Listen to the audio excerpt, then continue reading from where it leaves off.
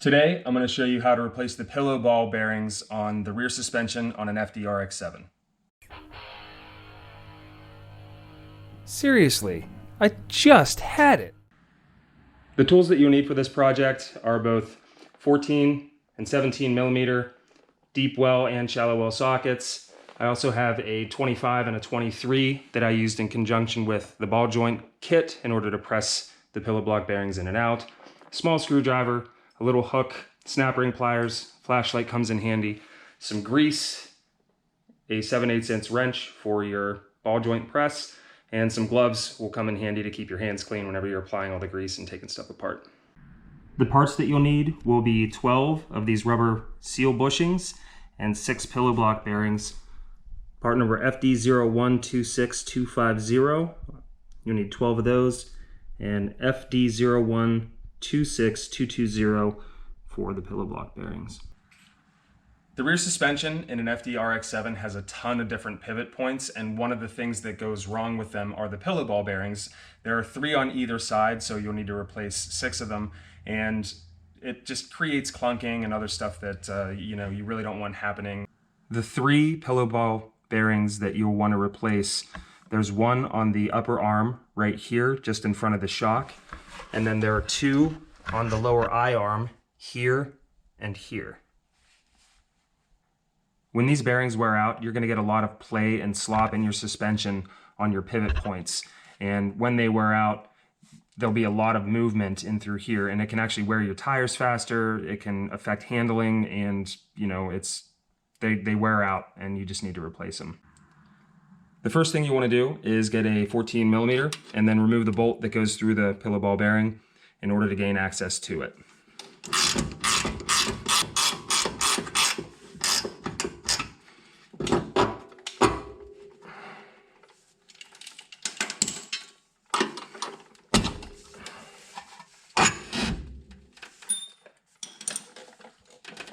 When you remove the bolt, you'll be able to pull the rear suspension and just set it off to the side. Next, you want to take a small screwdriver and remove the seals on both sides. And you can just pry them up and out of the way.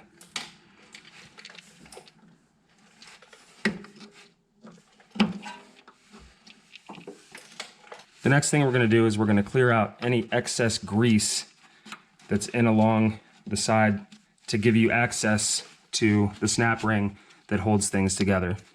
Using some snap ring pliers, you'll remove the retaining clip from the back side and you'll pull it out and set it aside. The next thing I'm going to do is I'm going to take a ball joint press and I'm going to press from the front side to the back. You want to press in the direction of the retaining clip in order to press these out.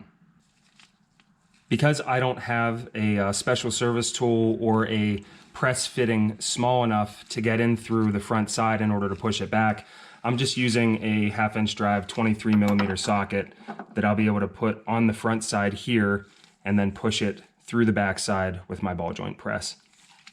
You want to make sure that you're good and straight with your press, as straight as you possibly can be, and you'll get your fittings so that whenever you press this out, it'll go to the inside of your bigger piece here.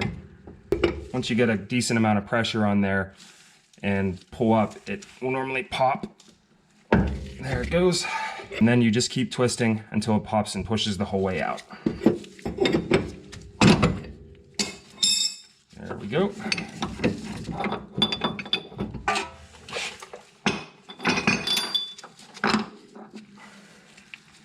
And there you have it. You'll notice that this has a taper to it, and it tapers down. That's the same direction that you want to put the new one back in whenever you press the new one in. Now that we have the old one out, we'll want to take and just make sure that this hole is nice and clean and free of any debris, dirt, or any of that stuff, because you don't want that in there whenever you go to press your new ones in. Now that we have everything cleaned up, I'm going to take a little bit of grease, and I'm just going to line the inside of this with a healthy amount of grease. Not only to ease installation, but if you ever need to go taking these guys out again, it'll make things a lot easier for you. Now that we have our grease in, we're going to take the new one again, taper towards the front on the opposite side of your retaining clip, and we're just going to set it in there and just kind of muscle it in until it clicks. Again, I don't have the gap, so I'm actually using a little bit of a bigger socket. This is a 25, just to get me a little bit more contact area towards the outside. So whenever I use my press, I'll be able to get it nice and even to press it on the way through. Using your ball joint press, you won't need a spacer on this side because it actually doesn't come the whole way through. You just need to make sure you have enough clearance for this end to come in through here. So it'll actually make things a little bit easier because you're not going to have all that space here.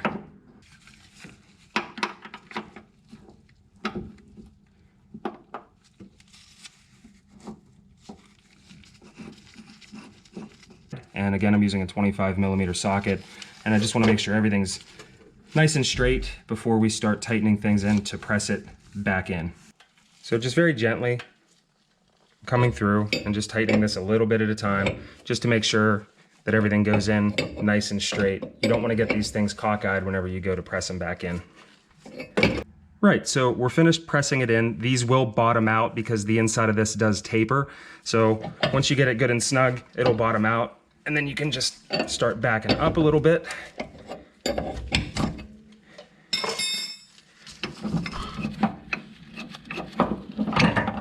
And take your press off.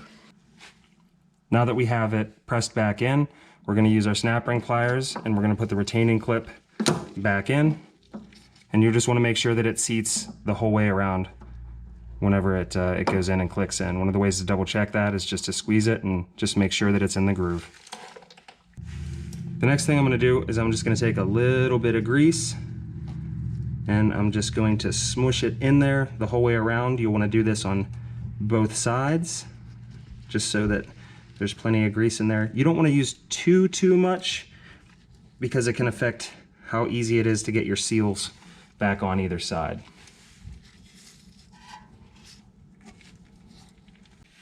All right, now we're ready to put our seals back on. I like to get the outer portion around the part that sticks out first and just kind of push it in. And you want to make sure that these sit flush the whole way around whenever you're doing them, because you don't want them to go in cockeyed.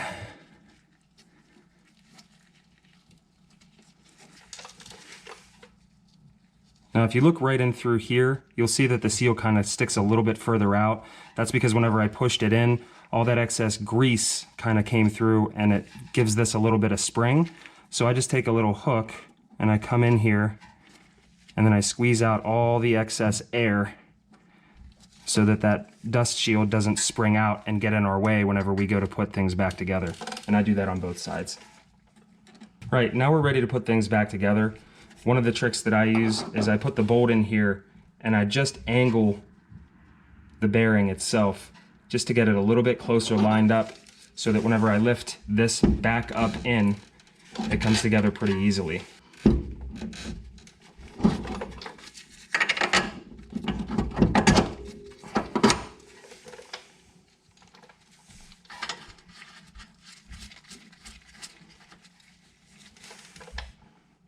Now we just take our 14mm and we tighten things back up, torque it down. Before you start in on the lower side, one of the things that I like to do is just mark where my alignments are on my lower eye arm, just so that whenever I put things back together, I'm pretty darn close to where I was as far as my alignment goes. So what I do is I just take a grease pen and I just mark here. And I also do that on the front side because there's one on the front side also. To remove this bolt, you'll need a 14mm on the back side and a 17mm in the front. I have the nut off the back side here, and I'm going to leave this bolt in place just to hold the eye arm in place while we remove the other two bolts. The two bolts that you want to remove are here and here. That's where your pillow ball bearings are located, and they're both 14mm.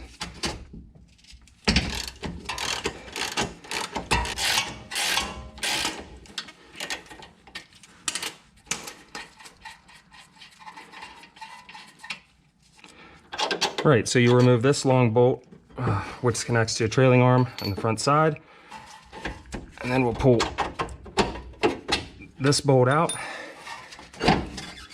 and then your whole eye arm will actually drop. And then we take the bolt out of the back side, and your whole eye arm comes out.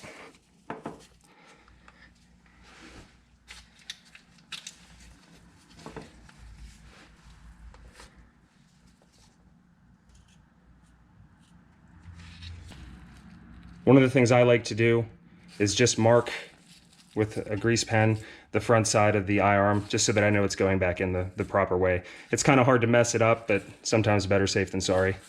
Now that we have the I-arm out of the car and on the bench, we're going to do the same thing we did in the front, and we're going to remove the seals on both sides.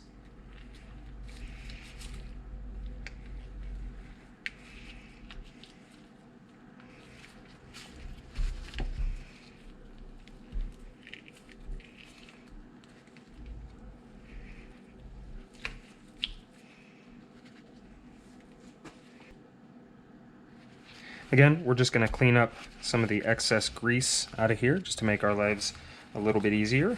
And using our snap ring pliers, we're just going to reach in and remove the retaining clips.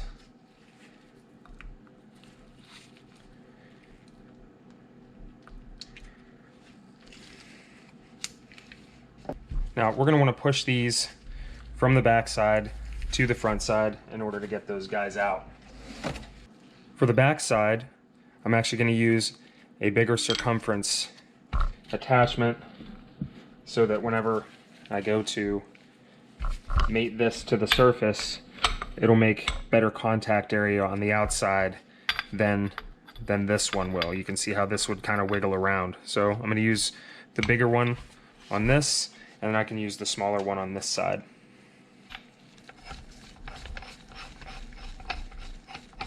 I've gone ahead and just flipped this up just to make it easier to kind of get together. One of the benefits of being able to work on a on a workbench rather than under the car or on the car, which is why it's easier to just remove this completely and do everything on the workbench. So now that I've got it lined up good and straight, I'm just going to go ahead and start tightening this guy down so that I can pop out that pillow block bearing.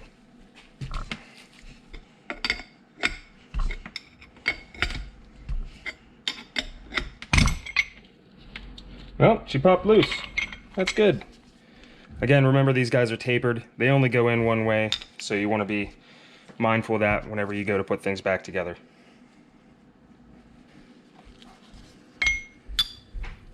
Now notice I'm switching out for the smaller one, which will get me a better contact area than the bigger spacer will for the outer one.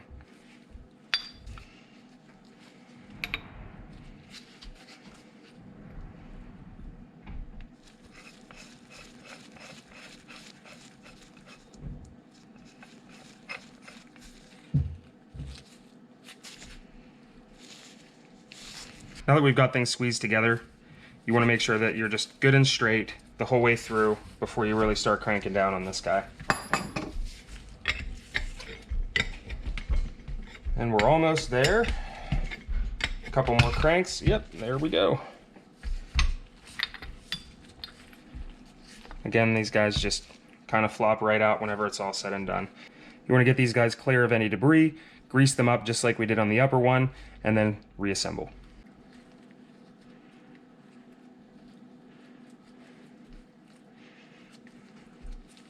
Now we have both sides cleaned, greased up.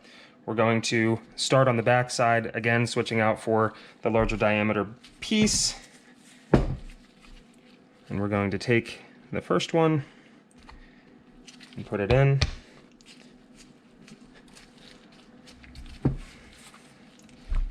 And just hopefully I can make my life a little bit easier by doing it this way. And again, I'm going to switch out for the 25mm to put things back together. It's a little bit of a tight squeeze in there, but it just fits. Now it does take quite a bit of pressure in on this guy, so I'm actually going to set this down so that I can get a little bit more leverage on it, just in order to draw it through, or push it through rather. I actually had to move this to the floor in order to get enough leverage, in order to get it pressed the whole way down in. So now we're just going to take our retaining clip and put it down in. Make sure it gets good and seated. Now we just have to do this one. The outer one probably isn't going to be as bad because you don't need the extensions and it's a little easier to get lined up.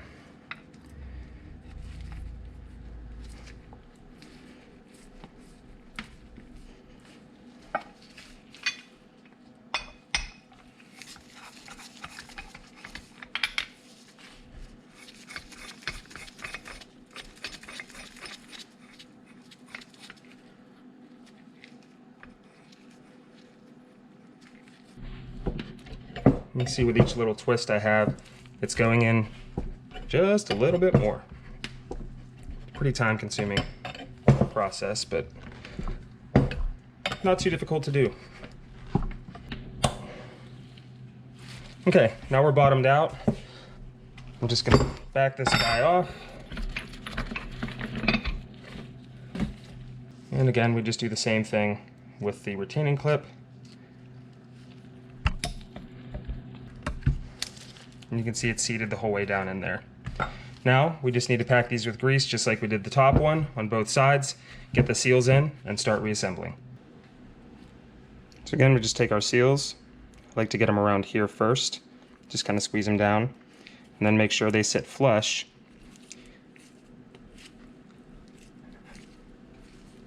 And just push them in. Last thing I'm going to do, same thing, is I'm going to get that air pocket out of there and push these down a little bit so that they don't get damaged whenever I'm reinstalling things. And there we have it. 2 pillow ball bearings, ready to rock and roll. All right, back underneath the car, what we're going to do is we're going to make sure that our I-arm is facing the proper direction. And then we're going to put the alignment bolt back in. And we're going to get our alignment washer on the back side.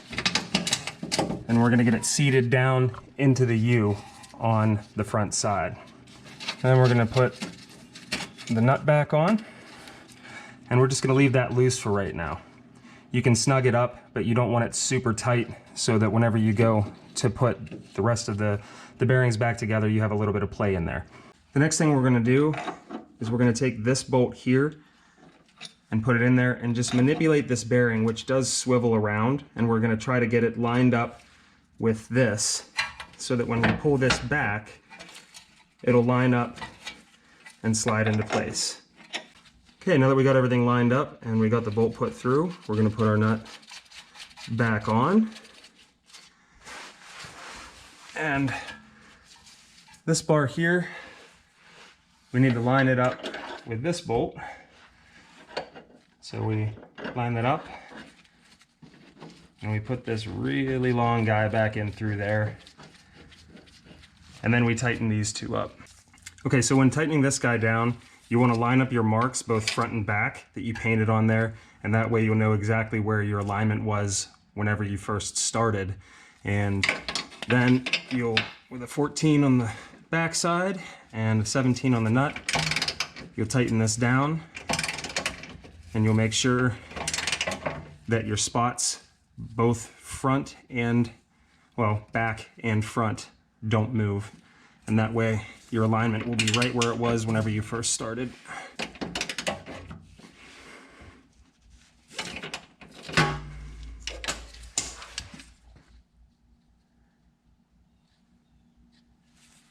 Perfect. Well, that's about a wrap for me. I got to do the other side yet and then put the wheels back on, and then we're all set to go. And pillow block bearings are checked off of my list. Thanks for watching. Don't forget to like and subscribe.